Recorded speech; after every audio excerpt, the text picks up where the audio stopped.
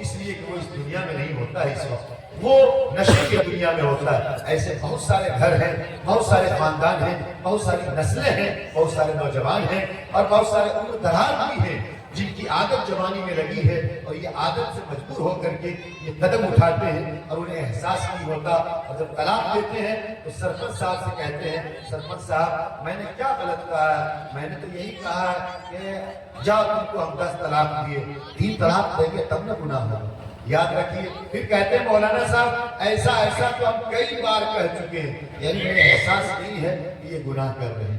یہ مردوں کو چاہیے کہ اصلاح معاشرہ سماج سدھار کے بینر کے نیچے اس اسٹیج سے آپ کو یہ اپدیش، یہ سندیش، یہ پیغام، یہ میسج جتنے بھی خطبہ حضرات نے، خطیب نے، مقرر نے جو آپ کو دی ہے، اس کو اپنے علم کے پلو میں اور دل کے دریچے میں باندھ کر کے یہاں سے لے جائیے کہ بہترین گھر، بہترین سماج، بہترین معاشرہ اسی وقت بن سکتا ہے جب آپ اپنے گاڑے کمائی کو حلال مد میں خرچ کریں گے، حرام چیزوں سے بچیں گے، اپنی اولاد کو یونیفارم، ڈریس اور اسکول کے نظام اور اس کے سلیبس جو تیار ہیں ان کی کتابوں کا آپ انتظام کریں گے، وقت مقررہ پر مکتب کا نظام، اسکول کا نظام، ان چیزوں کا آپ خیال رکھیں گے تو یقین مانیے بہترین سماج تیار ہوگا، بہترین معاشرہ تیار ہوگا، بہترین گھر تیار ہوگا۔ یہ تو مردوں کے لیے ہے، جاتے جاتے یہ جملہ بھی یاد رکھیے، ایسے ہی خواتین کے لیے ذمہ داری ہے کہ آپ آسمان کے سائے میں رہ کر زندگی گزار لیجئے۔ حضرت مولانا کی تقریر ہوئی تھی، یقین آپ کو اعتماد تو پیدا کریں، رابعہ بصریہ اور حسن بصری جیسا آپ مثال تو پیدا کریں۔ آپ جو سودی کاروبار کے ذریعے سے آپ اپنی زندگی گزارتے ہیں اور کہتے ہیں کہ زیور مہنگا ہو رہا ہے، 94 تھا 1,24,000 ہو گیا، اب 1,38,000 ہو گیا، یہ سوچ کر کے آپ سودی کاروبار کے ذریعے سے اور لون پر اور قسطوں پر پیسے اٹھا کر کے زیور کا انتظام کر رہے ہیں۔ آپ کیوں نہیں سوچتے کہ جس اللہ نے اولاد دی ہے وہی اللہ اس اولاد کے لیے ہمارے یہاں پر داماد کی شکل میں اللہ رشتے کا انتظام فرمائے گا۔ وہ یقین پیدا کریں تو آپ سود و رشوت سے بچ جائیں گے، آپ سودی کاروبار سے بچ جائیں گے، آپ لین دین سے بچ جائیں گے، اور آپ جو لون لیتے ہیں یا اس طریقے سے جتنے بھی معاملات چلتے ہیں وہ کہیں سے جائز نہیں ہے۔ خواتین کو چاہیے کہ وہ ان چیزوں سے بچے، خواتین کو چاہیے کہ وہ ان چیزوں سے بچے، خواتین کو چاہیے کہ وہ ان چیزوں سے بچے۔ یہی پیغام ہے۔ اور آپ سے حضرت علی نے ایک موقع پر فرمایا کہ اللہ کے نبی نے فرمایا کہ میں یہ نہیں کہتا میری امت کا پہلوان وہ ہے جو دوسرے کو پچھاڑ دے، بلکہ میری امت کا پہلوان وہ ہے کہ جب اسے غصہ آئے تو غصے کو قابو کر لے، کنٹرول کر لے۔ حدیث پاک میں ہے کھڑے ہو کر غصہ نہیں جا رہا ہے تو بیٹھ جائیے، بیٹھ کر کے بھی اگر یہ شیطانی وسوسہ ختم نہیں ہو رہا تو لیٹ جائیے، اس سے بھی اگر غصہ ختم نہیں ہوتا تو آپ ہٹ جائیے۔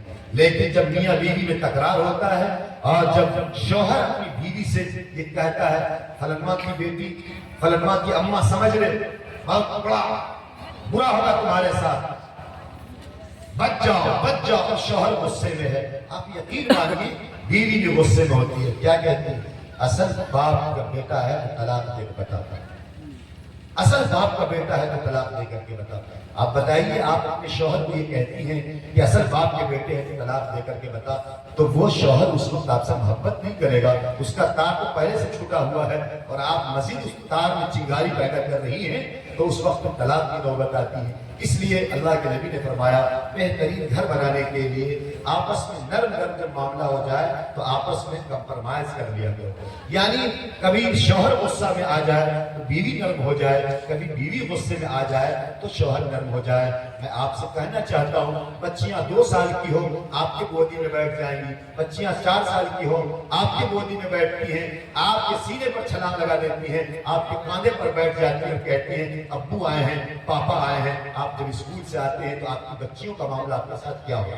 لیکن قربان جائیے شریعت کے معاملات پر کہ یہی بچیاں جب بڑی ہوتی ہیں اور جب آپ ان کو رخصت کرتے ہیں شادی کی دہلیز پر سے رخصت کر دیتے ہیں تو پھر وہ بیٹی جس کو آپ نے رخصت کیا 18-19 سال تک 18-19 سال تک اس کو آپ आपने पाला पोसा परवरिश किया। यकीन मानिए शरीयत का तो मामला ये है कि जिसको आपने पाला पोसा उसको गोदी में बैठाते, लेकिन कुर्बान जाइए मजहब इस्लाम पर कि आप उस बेटी को गोदी में बैठाने के लायक नहीं है जिसके जरिए से इस दवादी जिंदगी यानी निकाह के बंधन में जिन बच्ची को बांधा है। कुर्बान जाइए इस्लाम का निज़ाम और बेहतरीन सोसाइटी, बेहतरीन घर का कि वो बेटी जिसको आपने रुखसत किया है वो बीवी बन गई है, वो अब आपके सामने में नखरा नहीं करती है बल्कि अपने शौहर के सामने में नखरा करती है। लिहाजा शौहर को भी चाहिए कि अब वो बेटी अपने बाप के सामने में नखरा नहीं कर सकती तो नखरे का हक कहाँ पर है और नखरे का हक बर्दाश्त करने की सलाहियत किसके पास। लिहाजा अगर बीवी नखरा भी करे तो इस नखरे को शौहर को चाहिए बर्दाश्त करना चाहिए। लिहाजा जो शौहर है वो अपने इस किरदार को और अपनी सलाहियत को अपनी जिंदगी के अंदर उतारिए। और कभी गुस्सा और कभी ऐसा मामला हो जाए तो नरम अंदाज के साथ जो है उसको नजरअंदाज करने की कोशिश करनी चाहिए। करेंगे इंशाअल्लाह तो बेहतरीन समाज, बेहतरीन घर बनेगा। पैगंबर जब बाहर से तशरीफ लाते तो यकीन मानिए अल्लाह के नबी के पास कुछ भी होता तो आप बीवी के लिए भी थोड़ा सा रख लिया करते। आज का शौहर बाहर में जाकर के वो स्टार बिरयानी जाकर खा करके चला आता है, लेकिन उसे इतनी ख्वाहिश नहीं है कि वो आधा किलो अपनी बीवी के लिए ले जाता है। शरीयत का हुक्म है कि आप कुछ ले जाइए अपनी बीवी के लिए। आप दोस्तों की महफिल में बड़े हंसते हैं, बड़े खिलखिलाते हैं, बड़े मस्ती मारते हैं, लेकिन जब आप घर के अंदर आते हैं तो 25 किलो का मुंडी आपका लटक जाता है, सलाम की भी तौफीक नहीं होती। लिहाजा पैगंबर की सुन्नत और शरीयत को देखिए, ये इस्लामी मिजाज है। अल्लाह के नबी कभी कभी आधा खजूर खाते और आधा खजूर अपनी बीवी के लिए, अपने अज़वाज मुतहरात के लिए ले जाते। यकीन मानिए आप बरौनी के इलाके में रहते हैं, बेगूसराय का इलाका है, आपके यहाँ सूधा मिलता है कि नहीं मिलता? अरे काला रसगुल्ला मिलता है कि नहीं मिलता है? सफेद रसगुल्ला मिलता है कि नहीं मिलता? कितने लोगों की शादी हुई हाथ उठा दीजिए तो। हक है, अल्लाह अकबर। अल्लाह का फضل है कि 2000 में सिर्फ 4 ही लोगों की शादी हुई है। अभी 2500 लोग बैठे हुए हैं। अल्लाह ताला 2026 में सबकी शादी कराए जी। बहरहाल तो अंदाजा लगाइए, बस यही पैगाम है समझने की। लिहाजा शरीयत का हुक्म है कुछ खाने पीने वाली चीज आप घर भी ले जाइए। मौलाना खालिद सैफुल्लाह साहब के पास वक्त नहीं था, वरना और भी बातें आती इस हवाले से बड़े कीमती बात करते हैं मियाँ बीवी के ताल्लुकात के हवाले से। और हकीम अख्तर साहब की किताब मवाइद दर्द मोहब्बत को तो पूरे इन्होंने घोर करके पी चुका है, जो 5 जिल्दों में गालिबन तो 7 जिल्दों में आ गई है। सारी किताबें ज़बानी याद है, सारे वाक़यात इन्हें ज़बानी याद है। तो बहरहाल आप हैसियत शौहर हैं, घर जाइए तो कुछ खाने पीने वाली चीज लेकर के जाइए। पर्दे में मेरी माएँ बहनें सुन रही हैं, उनकी भी जिम्मेदारी है कि जब आपके शौहर आपके घर में आए और सलाम करें तो आप जवाब दीजिए। ये ना कहिए 15 दिसंबर को आपकी साले की शादी, अभी तक आपने तो भीमान भी नहीं घुमाया, सीटी काट भी नहीं घुमाया।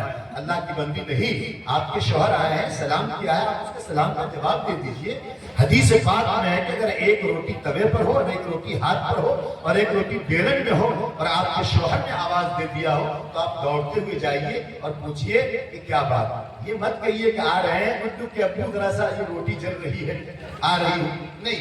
अरे हुक्म किसका है आपको नहीं मालूम है? अल्लाह के नबी ने फरमाया कि अगर अल्लाह के अलावा किसी को सजदा करना जायज होता तो बीवी से कहा जाता कि अपने शौहर को सजदा करो, लेकिन अल्लाह के नबी अलैहिस्सलाम ने इसका हुक्म नहीं दिया। कहने को बहुत कुछ है, ये बात सुनने न सुनाने के लिए कही गई, ये बात अमल करने के लिए सियारत की गई। जिंदगी ने वफा की तो फिर इंशाअल्लाह रहमान बातें आएंगी। जितने भी लोगों के दिलो दिमाग में ये है कि हम दुआ के लिए कहते हैं, अल्लाह जान रहे हैं अब दुआ मुफ्तुल इबादत, दुआ इबादत का वक्त है, आखिरी वक्त है, दुआ मांगनी है। मांगना है कि नहीं मांगना? कितने लोगों को दुआ मांगनी है, कितने लोगों को दुआ की जरूरत है बता दीजिए। तो बस मैं आपका 1.5 से 2 मिनट और वक्त लेता हूँ। एक बहुत बड़े बुजुर्ग थे, उन्होंने कहा कि जुमा के दिन असर की नमाज के बाद अपनी जगह पर बैठे बैठे जो मांगोगे वो दुआ कबूल होगी। जुमा के दिन असर की नमाज के बाद अपनी जगह पर बैठे बैठे जो मांगोगे वो दुआ कबूल हो जाएगी। और ऐसी भी हदीस पाक में है कि 9-10 मुहर्रम को दुआ मांग लीजिए, दुआ कबूल होती है। ईद के दिन सुबह में दुआ मांगिए, दुआ कबूल होती है। शाबान की 15वीं रात में दुआ मांगिए, दुआ कबूल होती है। 21, 23, 25, 27, 29 ये शब कद्र की रात में दुआओं का एहतमाम करें, दुआ कबूल होती है। हर فرض نماز کے بعد دعا مانگے دعا قبول ہوتی ہے۔ ایک عالم نے یہ اعلان کیا کہ بھائی جمعہ کے دن عصر کی نماز کے بعد اپنی جگہ پر بیٹھے بیٹھے دعائیں مانگو گے تو سورج کے ڈوبنے سے پہلے جو بھی جائز دعائیں ہوں گی وہ دعا قبول ہو جائے گی۔ ایک نوجوان کو شرارت ہوئی، وہ لڑواڑا نوجوان ہوگا باہر، انہوں نے 5 کلو کا وہ بٹخرا لیا۔ جانتے ہیں بٹخرا؟ میں بٹخرا جانتے ہیں؟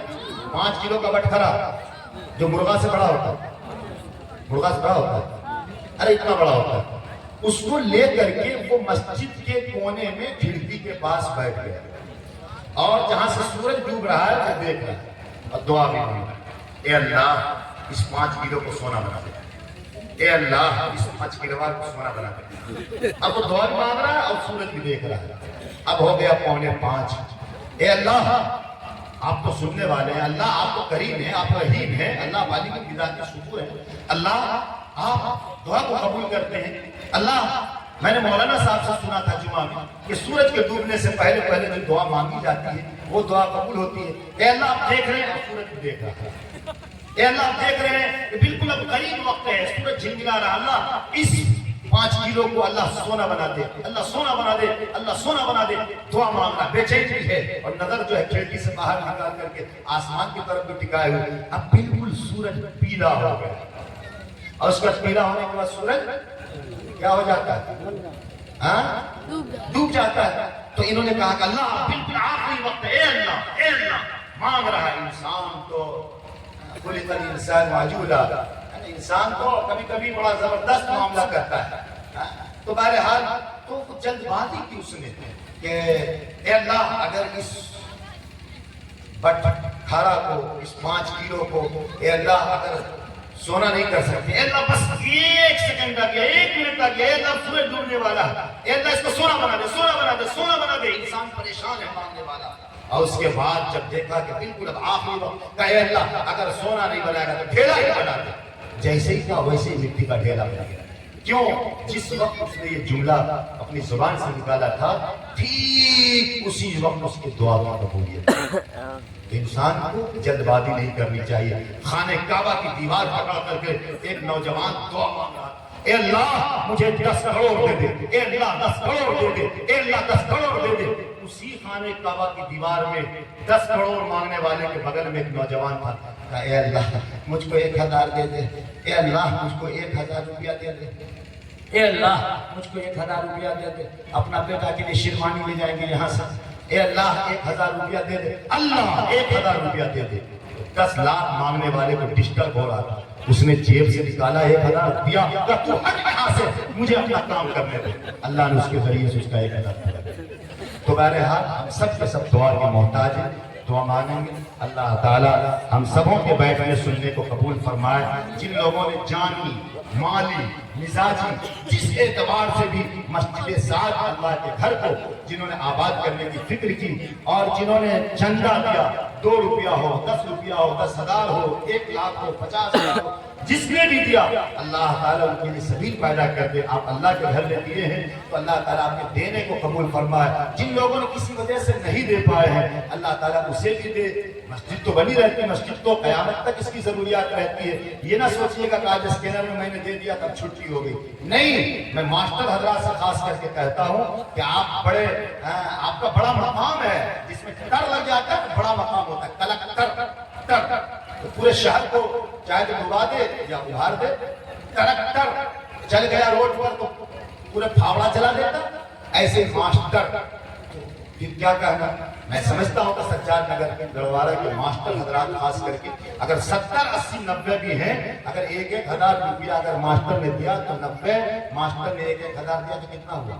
90۔ اچھا آپ کو لگتا ہے کہ سب ماسٹر حضرات دے دیں